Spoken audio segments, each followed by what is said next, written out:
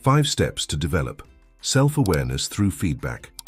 Have you ever wondered why some people seem to evolve so quickly, while others remain stuck, even though they're trying just as hard?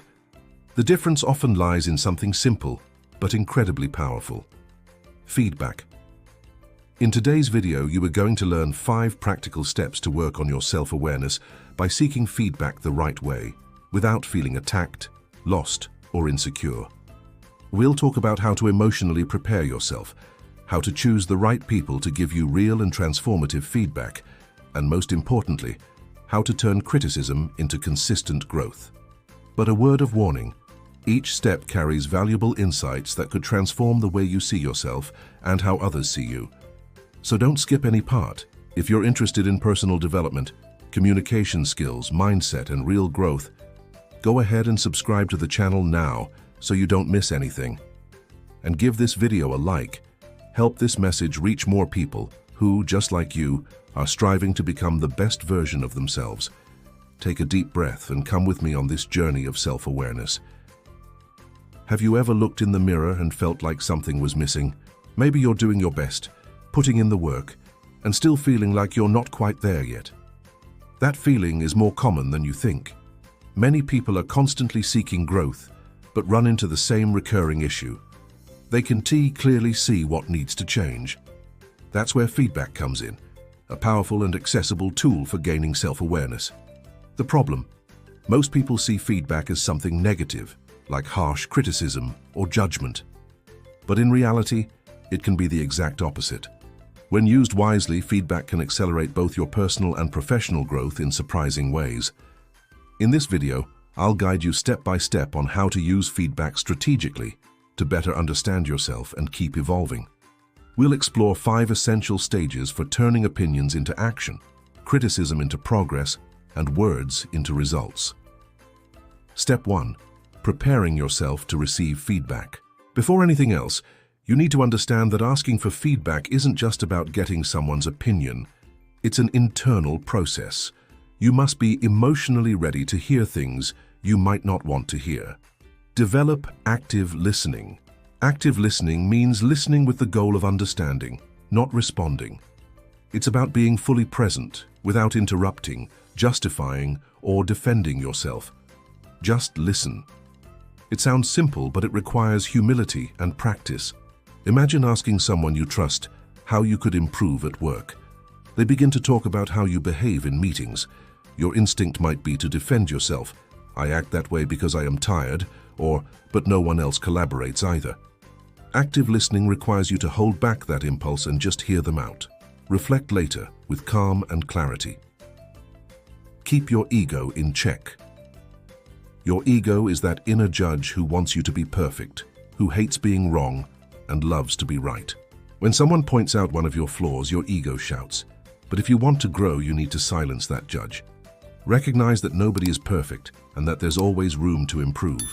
That's the first step toward becoming more self-aware. Feedback is not an attack, it's a gift. Sometimes it comes in unattractive wrapping, but inside, it holds the potential to help you grow. Keep an open mind. Sometimes you'll hear things you never expected. Someone might say you come across as arrogant, even if that's not your intention, or that your tone sounds aggressive, even when you think you're being neutral. This is when an open mind is crucial.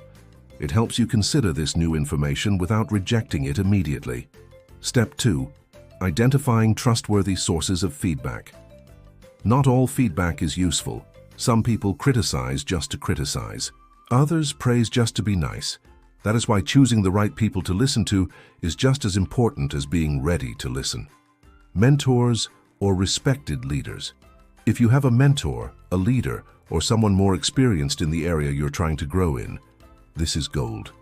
These people often have a broader perspective and enough experience to offer objective, constructive, and targeted feedback. Trusted colleagues. That co-worker who works closely with you every day? They see your wins and your slip-ups. They may have a sharp perception of how you behave, communicate, and deal with others. Because they interact with you daily, they might have already picked up on patterns you haven't noticed. Honest friends. A true friend is someone who praises your strengths and isn't afraid to call you out when needed. That kind of friend is priceless.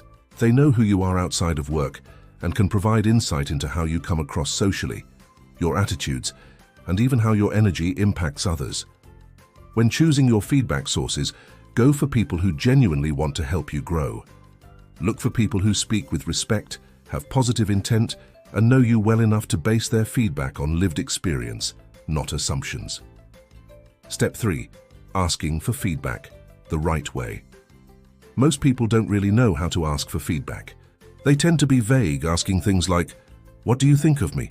Or "Is there anything I could do better?" But vague questions lead to vague answers. Be specific. Direct the focus of your question. Want to improve your communication? Ask, "In your opinion, how can I improve the way I communicate in meetings?" That level of specificity invites deeper, more valuable responses. Pick the right moment. Don't ask for feedback during a tense conversation or in a crowded meeting. Find a calm, private time when the person is relaxed and able to talk openly. The context in which you ask for feedback can significantly affect how honest and detailed the response will be. Show openness. Let the person know you're here to learn. Say things like, "I really want to grow and your opinion is important to me." That signals that you won't take it personally, encouraging them to speak more freely and honestly. Step 4. Processing and reflecting on the feedback. Receiving feedback is only half the journey. The other half is processing that information and turning it into something useful. That requires honest self-reflection. Avoid immediate reactions. You don't need to agree or disagree right away, and you definitely don't need to explain yourself. Just receive the feedback, thank the person, and let them know you'll think about it. Later, when you're alone, take the time to reflect calmly. This avoids unnecessary conflict and gives you the clarity needed to assess the feedback objectively. Look for patterns.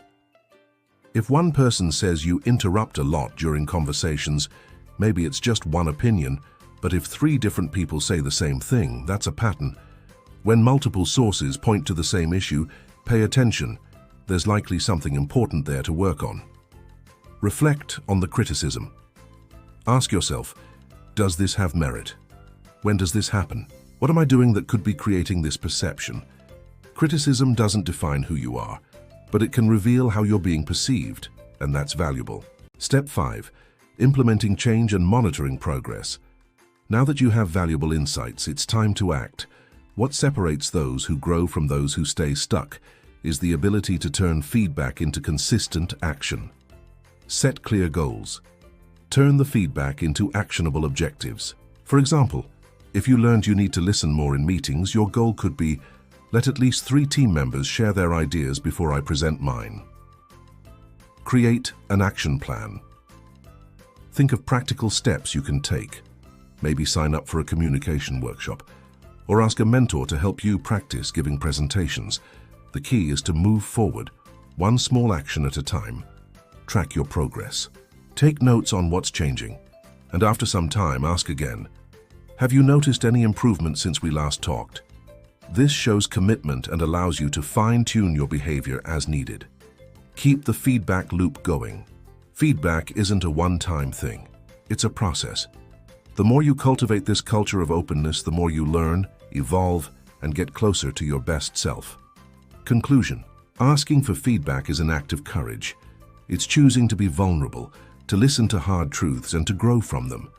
But it's also a sign of intelligence, because no one evolves alone.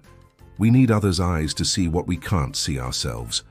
The 5 steps you've learned here, preparing yourself emotionally, choosing the right people, knowing how to ask, reflecting deeply, and taking consistent action, form a powerful roadmap for true self-awareness. Don't wait for the right time to start. Start now. Choose someone you trust, ask for honest feedback, and embrace this opportunity for growth. You might be surprised at what you discover, and even more surprised at how much you can evolve. Because real self-awareness begins when we have the courage to ask, the humility to listen, and the discipline to change. If this video made you think differently, brought clarity, or stirred something inside you, then it was already worth it. Just remember this: self-awareness and confidence aren't things you acquire overnight. They're built, step by step, with patience and courage. And every step you take is already proof that you're growing. Did you leave your like yet? If not, now's the time. And of course, subscribe and hit the notification bell so you don't miss what's coming next. There's so much more transformative content on the way. Do one more thing. Share this video with someone who needs to hear this message today. Sometimes a single word is all it takes to awaken the best in someone. I'll see you in the next video, with more truth, more purpose, and more growth for our journey. See you soon.